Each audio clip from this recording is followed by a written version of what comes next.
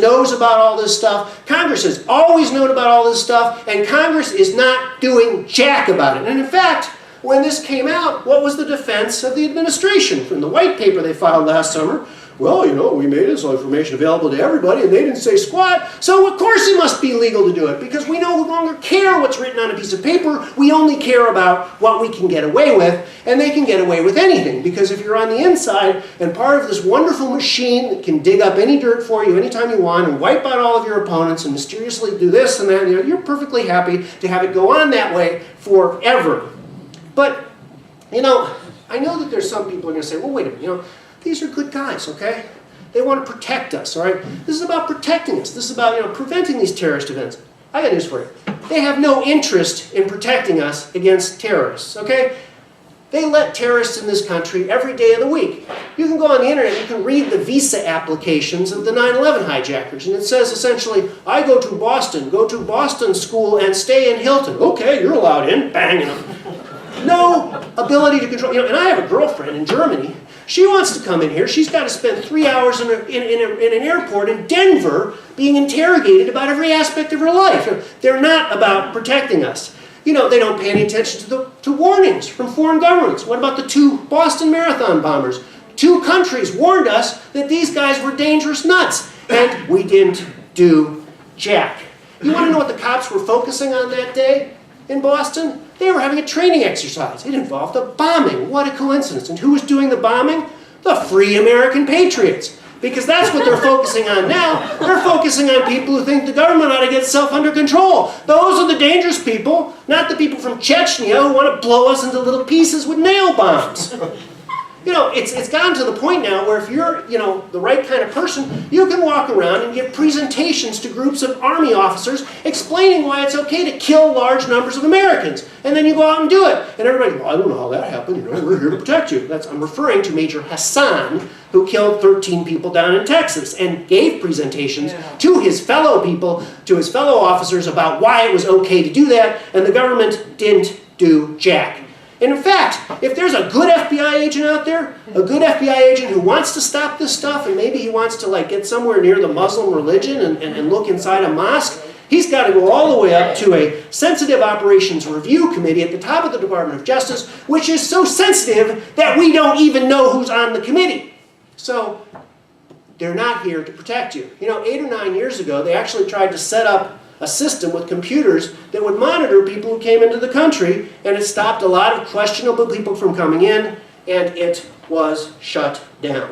And so these people who are making no effort to protect us at all in any reasonable way have the gall to tell us that it's about protecting us. It's garbage. I want you to remember when you see this, that the guy from the NSA was given the questions in advance. Okay? Watch this. The NSA director was at a conference, and he was asked a question about the NSA surveillance of Americans. He replied, and I quote here, "The story that we have millions or hundreds of millions of dossiers on people is completely false." The reason I'm asking the question is, having served on the committee now for a dozen years, I don't really know what a dossier is in this context. So what I wanted to see is if you could give me a yes or no answer to the question, does the NSA collect any type of data at all on millions or hundreds of millions of Americans? No, sir. It does not. Not wittingly. There are cases where they could inadvertently, perhaps, collect, but not wittingly. Okay, now, is there anyone here who cannot tell in layman's terms that that man is a damned liar? Okay? Isn't it obvious? And isn't it obvious that if we had people whose job was to uncover things rather than to conceal them, they would be saying, "I, sir, don't believe you," right? But he sits there like a potted plant. And this is not just, you know, I don't mean to pick on Senator Wyden. You know, there was a senator from Illinois who had Attorney General Holder in front of him, and he had the temerity to ask Attorney General Holder whether Attorney General Holder was spying on members of Congress. And Attorney General Holder's response was, Well, with all due respect, Senator, I don't think this is an appropriate setting for me to discuss that issue. You know, and the senator didn't require an answer. You know, if we had people in Congress with an ounce of intestinal fortitude, they would be having the sergeant at arms come and arrest the attorney general for refusing to answer the question. But no, we have potted plants. Can you imagine what it would be like if we actually had politicians who would hold these people accountable? It would be a completely different scheme. But we don't. So we have a vast culture of lies and secrecy. Now, once the government gets all of this secret information, of course they've got to use it, okay? Whether it's got anything to do with terrorism or not. And one of the things that the government likes to do, apparently, is get into business with drug gangs. And the United States government is in some sort of weird business right now with the Sinaloa cartel out of Mexico, which involves flying people down there and meeting with them and making deals to wipe out the competitors of the cartel and giving them free guns and so forth and so on. So they're very interested in shutting down drug deals, right? So they take, the NSA leaks this information out to something called the Special Operations Division of the DEA. And here are the rules of the Special Operations Division. Utilization of the Special Operations Division cannot be revealed or discussed. Whatever's going on is so secret that it's even censored by Snowden, which is quite amazing.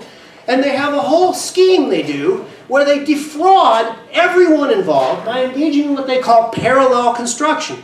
Parallel construction is the use of normal investigative techniques to recreate the information provided by SOD. In other words, you're sitting there, you're a cop, and the guy comes up to you and says, I got some information, this guy's going to get 10 kilos of whatever on such and such a date, and your job as the cop or the prosecutor is to go out and create a complete lie about how you came to know that, so that you can lie to your bosses, you can lie to the courts, and you can generate this culture of lying. And again, I understand, oh, well, you know, it's just about drug dealers, okay, but that's the way it starts. It goes further and further and further, and they'll keep using the information more and more, and we'll never even know they're doing it because we have given our consent to a culture of setting up lies about the information.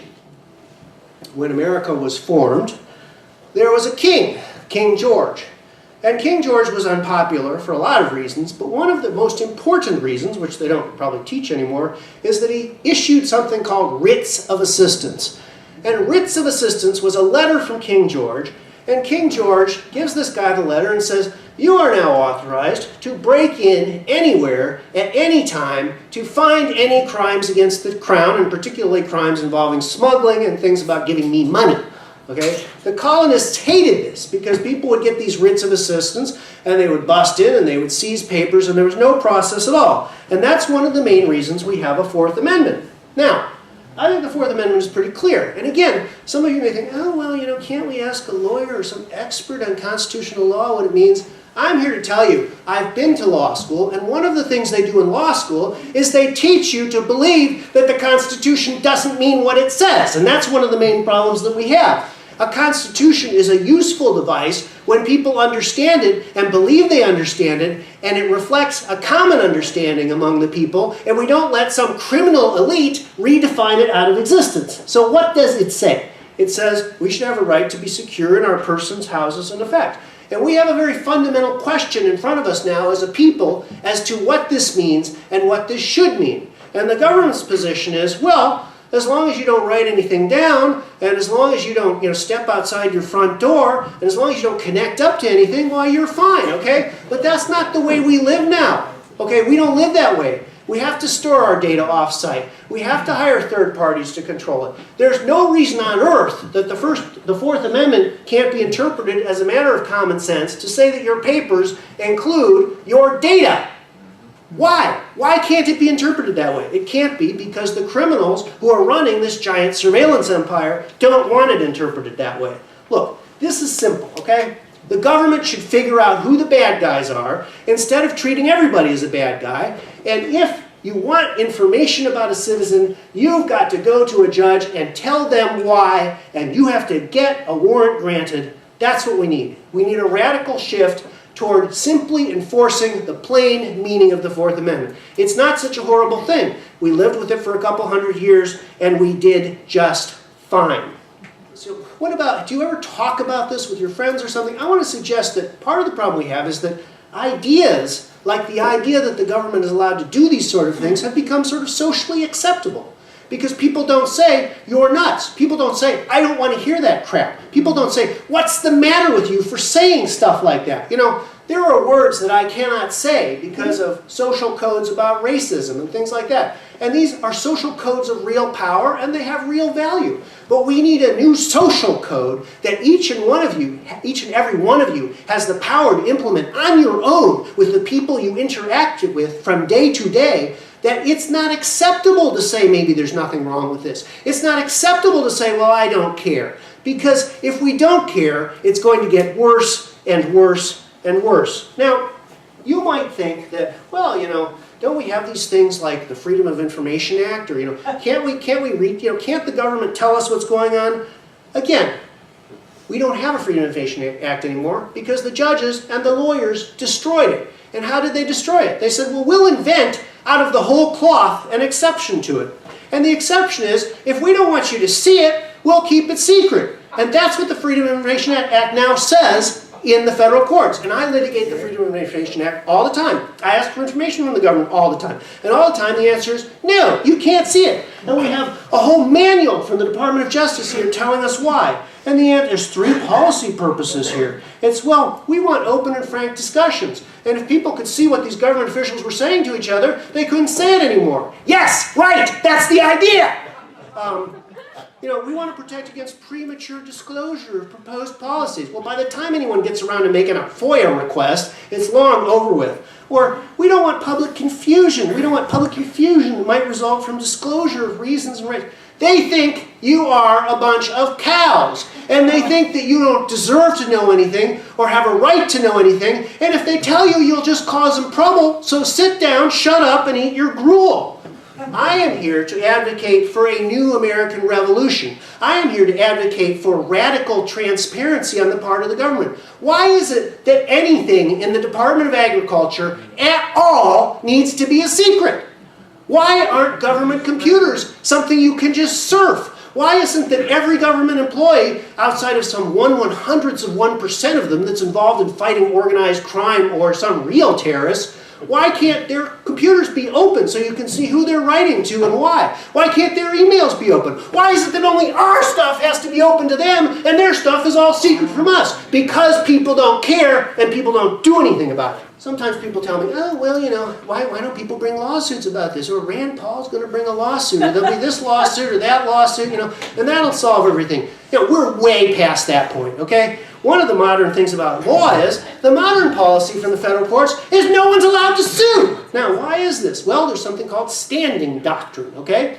And standing doctrine is a remarkable doctrine that says, unless you can prove that whatever is going on that is illegal was specifically intended and targeted at you, Mr. John Q. Public, and not the guy sitting next to you, and not the 100 guys sitting next to you. It has to be some specific thing about you. If there's a bill in Congress that says, you, Mr. Joe Smith, are going to get, you know, cattle prodded, well, you can sue about that, okay? That's great. But that's not how Congress works, okay? Congress passes a bill and it cattle prods all of us, right? But none of us can sue because it's not targeted at you. And that's what's going to happen to all of these challenges, and has happened to all of these challenges over and over. And this doctrine, again, was something that was made up entirely by the judges and taught in law school. And now we have a generation of people who think it's just fine because it's socially acceptable to say, well, it's not reasonable for people to be able to sue about legality about the government. God, we'd have all these people suing all the time. Well, maybe the answer is we wouldn't have the government behaving illegally all the time if people were allowed to sue about it more often. But you know, no one wants to think that way.